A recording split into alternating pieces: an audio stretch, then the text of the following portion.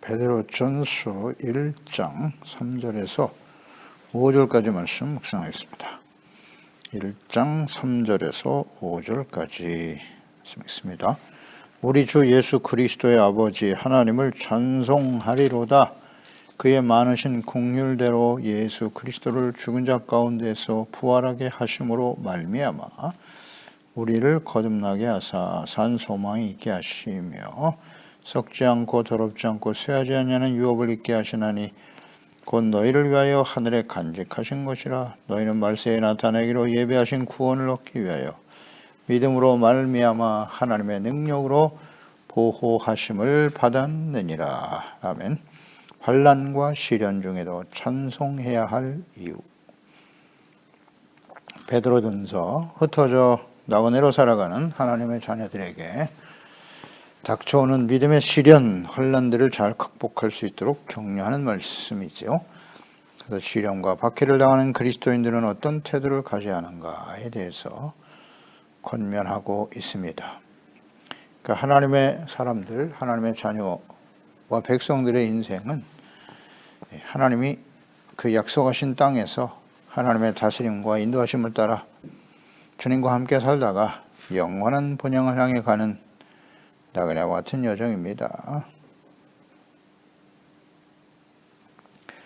그리고 아무나 나그네가 될 수는 없는 거예요. 천국을 향한 순례자, 나그네의 삶이라는 것은 하나님께서 미리 아시고 또 예정하신, 정하신 사람들이죠.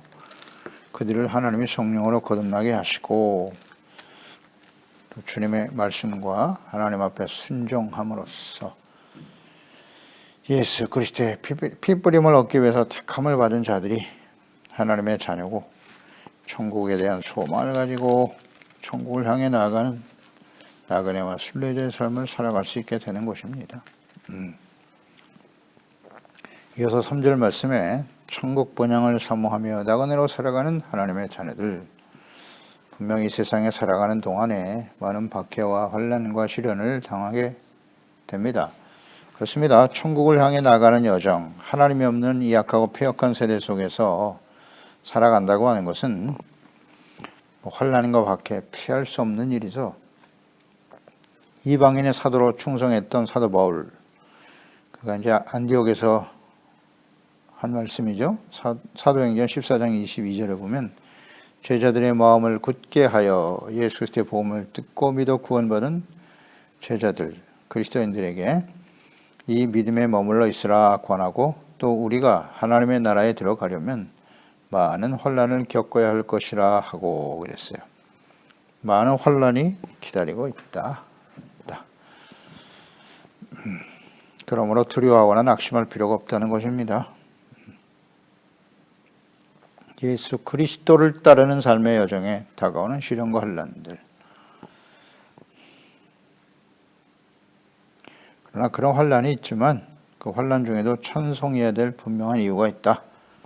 찬송해야 될 이유는 뭐냐? 3절에 우리 주 예수 그리스도의 아버지 하나님을 찬송하리로다. 찬송할 이유는 그의 많으신 긍휼대로 예수 그리스도를 죽은 자 가운데서 부활하게 하심으로 말미암아 우리를 거듭나게 하셨다는 거죠.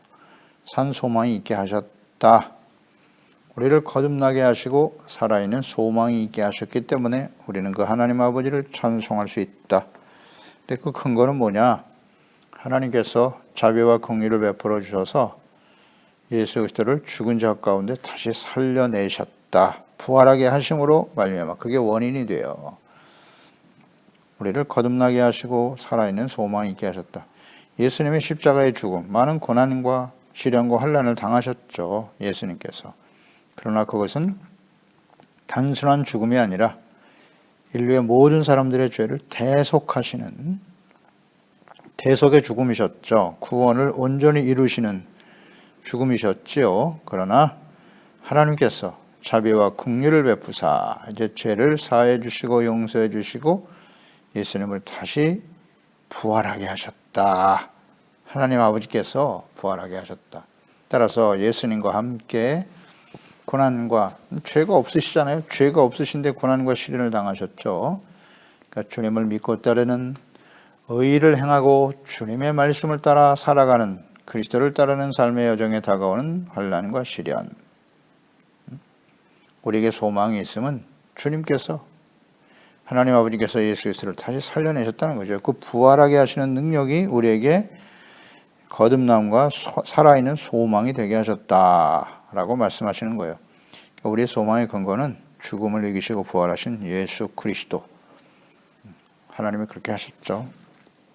에베소서 1장 18절 이하에 너희 마음의 눈을 밝히사 그의 부르심의 소망이 무엇이며 성도 안에서 기업의 영광의 풍성함이 무엇이며 그 힘의 위력으로 역사하심을 따라 믿는 우리에게 베푸신 능력의 지극히 크심이 어떠한 것임을 너희로 알게 하시기를 구하노라.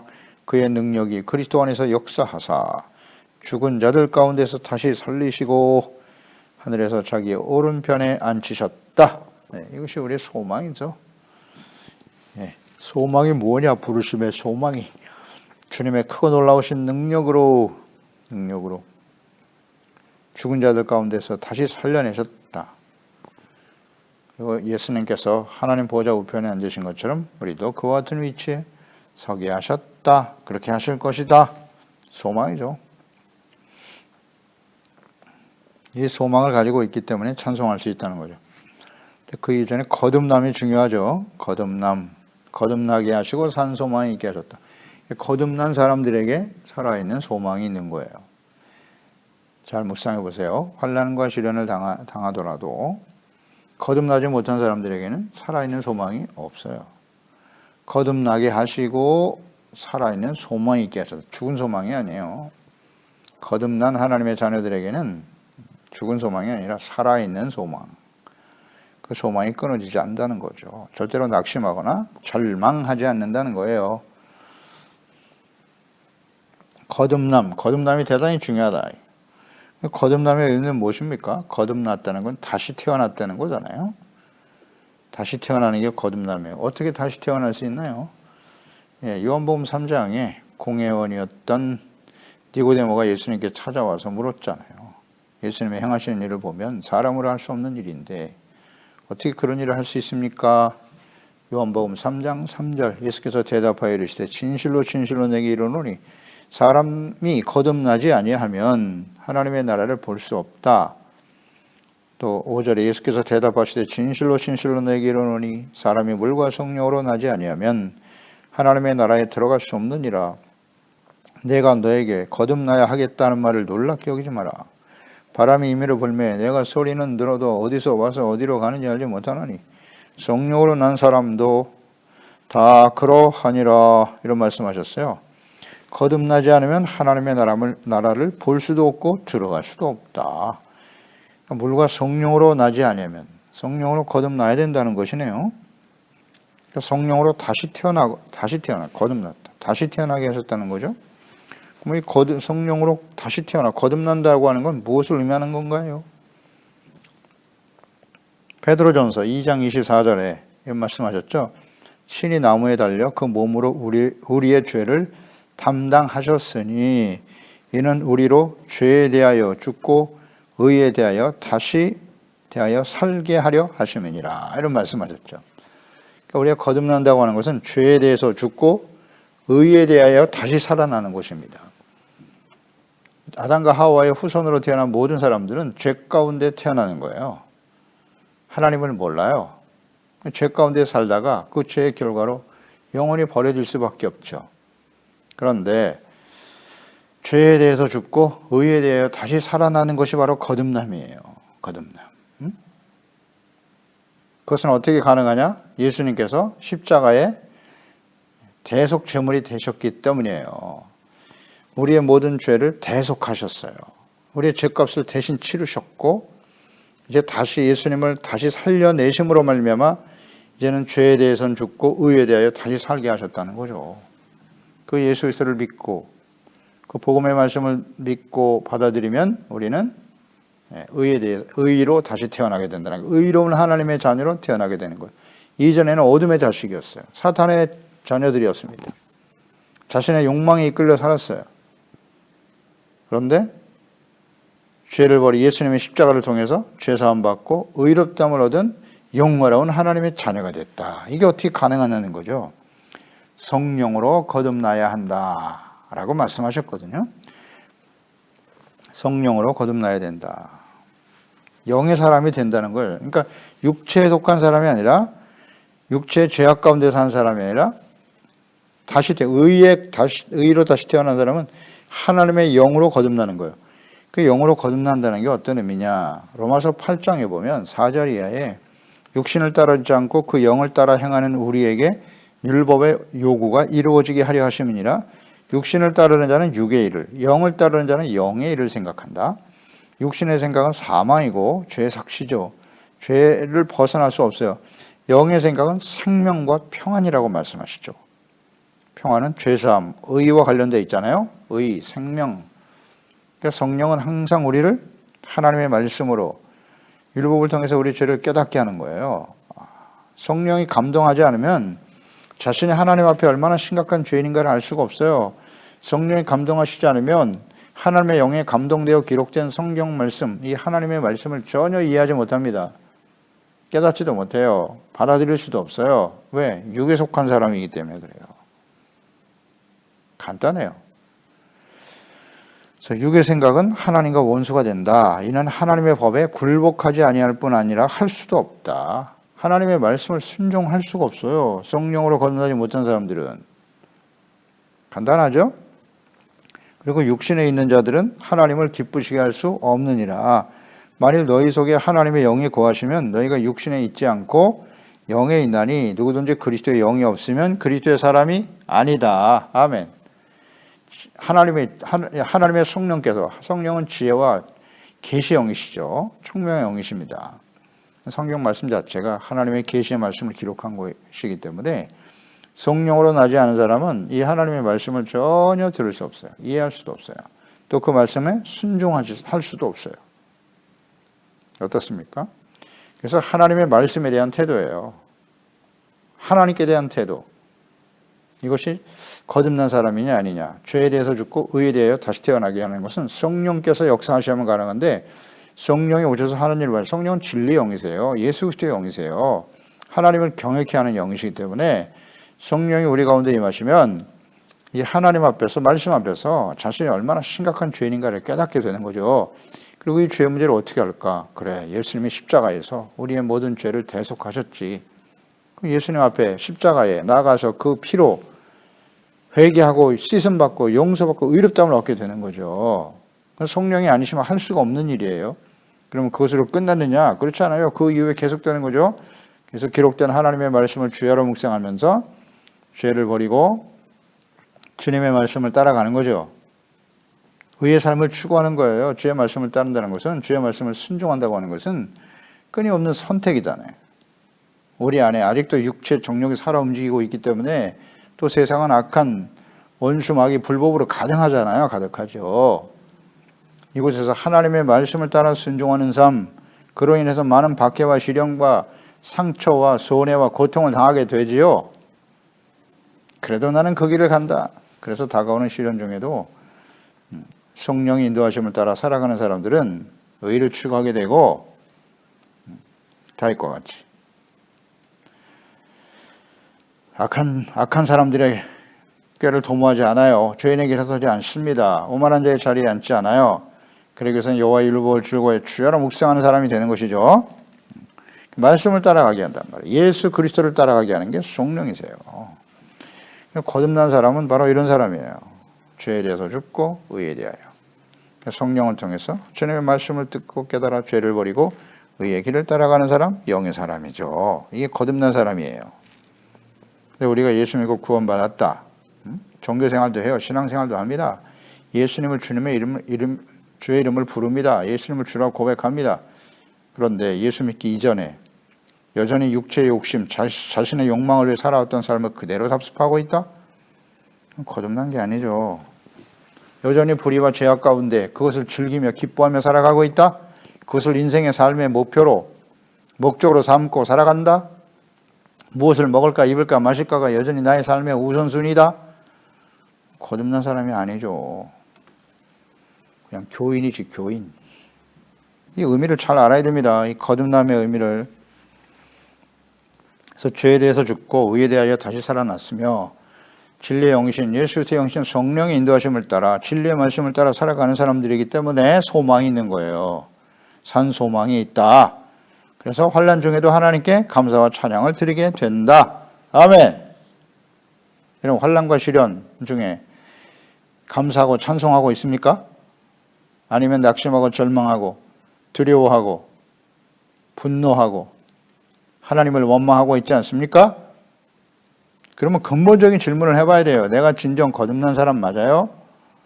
나는 진정 하나님의 말씀과 성령으로 거듭나 죄에 대해서 죽고 의에 대하여 다시 살아난 사람 맞습니까? 이 질문을 해야죠. 언제나 본질로 들어가야 돼요.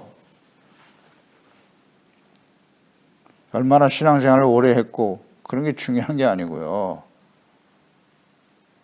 그 이전에 거듭난 사람은 산 소망이 있단 말이에요. 아닙니까? 이 말씀이 진리잖아요. 성경 말씀이. 그러면 이것은 베드로에게만 해당이 되는 거예요? 사도 바울과 같은 당시 예수님의 제자들에게만 해당되는 말씀입니까? 그러면 진리가 아니죠. 이 성경은. 베드로를 거듭나게 하신 하나님 아버지, 그 주 예수 그리스도가 지금 우리 하나님과 우리 예수님과 다릅니까? 그럴 리가 있나요? 죽은 소망이 아니라 살아있는 소망, 그 소망의 실체는 무엇입니까? 4절, 썩지 않고 더럽지 않고 쇠하지 아니하는 유업을 있게 하시나니 곧 너희를 위하여 하늘에 간직하신 것이다. 아멘. 썩지 않고 더럽지 않고 쇠하지 않는 유업을 있게 하셨다. 이 세상에 썩지 않고 더럽지 않고 쇠하지 않는 가치가 있나요? 이 세상에는? 이 세상에는 없어요. 이 세상의 모든 것은 다 변합니다. 재물이 우리 삶의 우상이죠. 우상. 하나님보다 재물을 주인으로 섬기며 살아가는데 그것 때문에 재물만 있으면 영원토록 영원히 나의 삶을 행복하고 아름답게 만들 수 있다고 확신하며 사는 세상이죠. 이 세상은. 재물과 권력만 있으면 근데 그게 영원한가요? 그렇지 않습니다. 이 인생이라는 게 풀과 같은 거고 그 영광은 풀의 꽃과 같은 것이라고 했죠. 풀은 시들고 꽃은 떨어집니다. 그러나 하나님의 말씀은 영원하도다. 영원한 것은 하나님의 말씀밖에 없어요. 하나님과 하나님의 말씀만이 영원하다. 그러니까 이렇게 썩지 않고 더럽지 않고 쇠하지 않은 유업을 있게 하신다. 이게 우리의 소망이란 말이죠. 근데 그 유업은 어디에 있느냐? 너희를 위하여 하늘에 간직하신 것이다. 라고 말씀하시네요. 하늘에 간직했다. 이거 그러니까 하나님의 나라죠. 영원한 하나님의 나라, 또 하나님의 말씀이 우리 가운데 성취되고 하나님이 다스리시는 하나님의 나라, 거룩한 백성으로 살다가 영원한 하나님의 나라에 서는 것, 이것이 우리의 소망이란 말이죠. 진정 그러한가요? 여전히 썩어질 것, 더럽지 않은 그랬는데 불의와 타협해서라도 더 많은 재물을 얻고 명예와 권력을 얻는 것, 그것이 우리의 소망은 아닌가요? 그게 썩어지지 않을 것이라고요? 불의를 행하면서도 그걸 얻어야 된다? 그게 축복입니까? 그게 삶의 목적이에요? 속일 수 없겠지, 하나님 앞에서. 다 썩습니다. 불의한 것에는 하나님이 함께하지 않아요. 절대.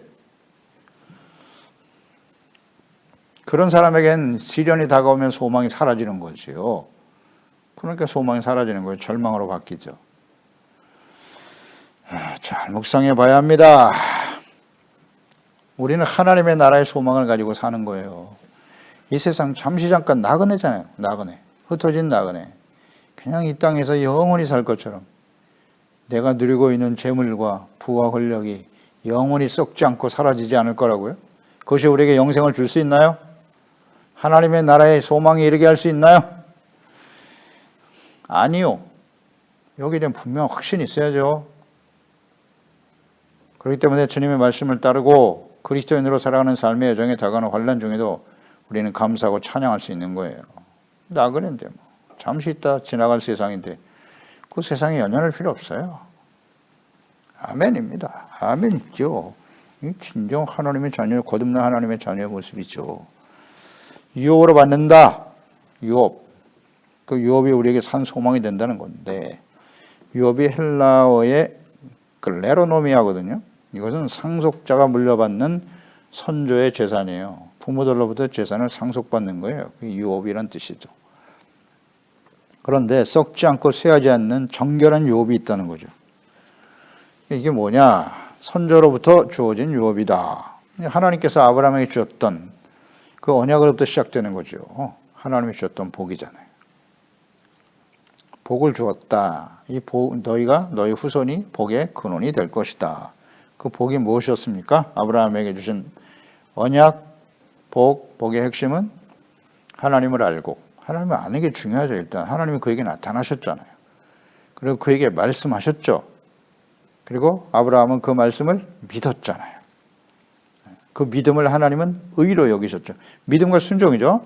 그래서 갈대우르 땅을 떠났어요. 알고, 하나님을 알고 믿고 순종하는 것을 하나님이 의로 여기시고 하나님이 친히 함께 하시고 다스리시며 인도하시는 하나님의 나라, 의롭고 거룩한 하나님의 자녀와 백성이 되는 것. 이게 복이잖아요. 이게 복의 실처잖아요. 이것이 이삭을 통해서, 야곱을 통해서, 요셉을 통해서 유다와 다윗으로 이어지잖아요. 예수 그리스도로 이어지는 하나님의 유업 아닙니까? 그 예수님의 십자가의 죽으심과 부활을 통해서 완성하셨죠. 이 복이 완성된 거예요. 구원과 거듭난 자녀들에게 주시는 약속, 아브라함으로부터 시작해서 예수 그리스도를 믿고 구원받은 자들에게 주시는 약속이죠. 하나님을 알고 그 말씀을 듣고 믿어 순종하는 의롭고 거룩한 하나님의 자녀와 백성으로 살아가는 것, 이게 복입니다. 이게 유업이에요. 아멘. 갈라디아서 3장 26절 이하에 너희가 다 믿음으로 말미암아 그리스도 안에서 하나님의 아들이 되었다. 보세요. 예수 그리스도 안에서 하나님의 아들이 되는 거예요. 그 원인은 뭐다? 믿음이요, 믿음. 예수님의 십자가 죽으심과 부활. 예수님이 우리의 왕이시고 그리스도이심을 믿는 거니까 왕, 제사장, 참된 선지자임을 믿는 거죠. 누구든지 그리스도와 합하기 위하여 세례를 받은 자는 그 그리스도로 옷 입었느니라. 너희는 유대인이나 헬라인이나 종이나 자유인이나 남자나 여자나 다 그리스도 안에서 하나다. 너희가 그리스도의 것이면 곧 아브라함의 자손이요. 아브라함의 자손이라잖아요. 약속대로 유업을 이을 자니라. 아멘. 할렐루야. 예수님 안에서 이제 우리는 아브라함의 자손이 되는 거고 그 아브라함에게 줬던 언약을 유업으로 받게 됐다. 예수 그리스도 안에서.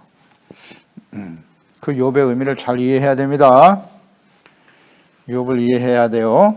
그래서 결국 하나님을 알고 예수 그리스도를 아는 것이 영생이라고 했잖아요. 유일하신 참 하나님과 보내신 자 예수 그리스도를 믿는 것이 영생이다. 그 예수님을 알고 믿는 거죠. 믿고 순종하고 그 말씀을 진리의 말씀으로 믿고 순종하는 거죠. 그래서 의의 삶을 추구하는 거예요.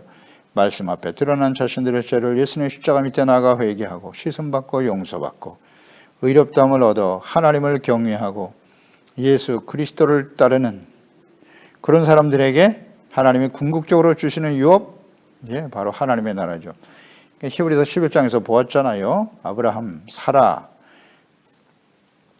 이삭으로 이어지는 그 믿음의 조상들은 모두 다 하늘 본향을 사모하며 살았다는 거잖아요. 하늘 본향. 그것이 바로 유업이다. 우리가 이어받을 상속받을 유업이다. 라는 확신을 가지고 사는 사람들이죠. 그렇기 때문에 우리에게 소망이 있는 거죠. 그래서 소망이 있고 하나님을 찬송하게 되는 겁니다. 그러나 하나님의 나라를 유업으로 받을 수 없는 사람들도 있다. 고린도 교회의 성도들에게 주신 말씀이죠. 누구에게? 고린도 교회 성도들. 예수 그리스도를 믿고 구원받아 세워진 교회의 지체들이잖아요. 그리스도인들이죠. 고린도전서 6장 9절 이하에 불의한 자가 하나님의 나라를 유업으로 받지 못할 줄을 알지 못하느냐. 미혹을 받지 말라. 음행하는 자, 우상 숭배하는 자, 간음하는 자, 탐색하는 자, 남색하는 자, 동성애자들이죠. 도적이나 탐욕을 부리는 자, 술 취하는 자도 들어가네요. 모욕하는 자나 속여 빼앗는 자들은 하나님의 나라를 유업으로 받지 못하리라. 너희 중에 이와 같은 자들이 있더니 너희가 누굽니까? 고린도 교회잖아요. 성도들이에요. 그리스도인들 중에 이와 같은 자들이 있더니 주 예수 그리스도의 이름과 우리 하나님의 성령 안에서 씻음과 거룩함과 의롭다 하심을 받았느니라. 예, 이렇게 성령 안에서 씻음과 거룩함과 의롭다함을 얻은 하나님의 자녀들이 불의를 행하더라는 거죠. 미혹을 받지 말라고 경고하고 있잖아요. 음행, 우상숭배, 탐색. 색을 좋아해. 그 다음 동성애자, 도적, 탐욕, 술 취하고, 이런 사람들은 하나님의 나라를 유혹으로 받을 수 없답니다. 그러니까 이런 모습을 가지고, 이 불의한 모습을 가지고 있기 때문에 하나님의 나라에 대한 소망이 사라지고 다가오는 시련과 어려움 앞에서 절망하고 낙심하고 원망 불평하게 되는 거예요. 그렇지 않나요? 그래서 여러 가지 시련이 다가올 때 우리 자신을 살펴봐요. 그게 우나 브로에바거든요. 브로에바입니다. 그런 시련 앞에서, 혼란 앞에서 우리는 감사하고 찬송하고 있는가? 원망 불평하고 절망하고 있는가? 둘 중에 하나겠죠. 소망이 이 땅에 있는 거예요. 이 땅에 썩어져 버릴, 불의를 행해서라도 내가 더 많은 것을 얻어야 된다라고 하는 썩어질, 사망에 속한, 육체에 속한 그것을 소망 삼고 있기 때문에 소망은 절망으로 바뀌는 거지만, 영원한 하나님의 나라의 소망, 정결하죠. 이것은 더럽지 아니하고 쇠하지 않는 곳이니까 하나님과 하나님의 말씀에 근거한 영원한 하나님의 나라를 소망하고 있는 사람은 찬양할 수 있다. 감사하며 찬송한다. 아멘. 또 하나 마지막으로 환난 중에도 찬송할 수 있는 이유 5절이죠. 너희는 말세에 나타나기로 예비하신 구원을 얻기 위하여 믿음으로 말미암아 하나님의 능력으로 보호하심을 받았느니라. 아멘. 예수님 오실 때, 말세라는 건 예수님이 오시거나 혹은 우리가 인생을 마감하고 주님 앞에 설 때죠.